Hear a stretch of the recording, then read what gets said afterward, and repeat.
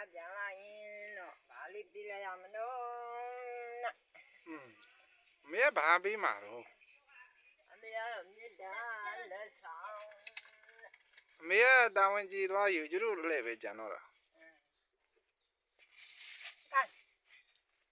ရမယ်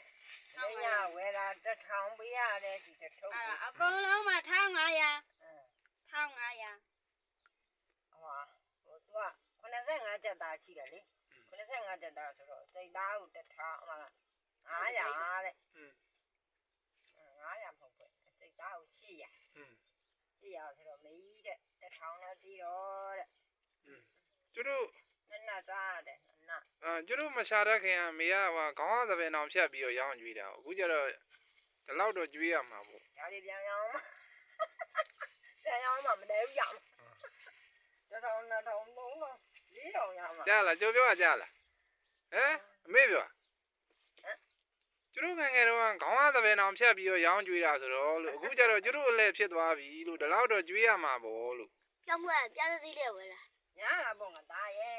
မင်းတို့သေးလာတာကိုမတက်တာကဲသားရောရာတော့ဖြည်းဖြည်းသားလေးကောင်းလေဒါလေးကျင့်တာဒုံးချက်ဒါလေးနဲ့တရားလေးပဲညာလာကျုပ်ပြောတာကိုနားလေလားမတမဆန်းအောင်ပေါ့လေကျုပ်ပြောတာကိုနားလေလားနားကျုပ်ပြောတာနားလေလား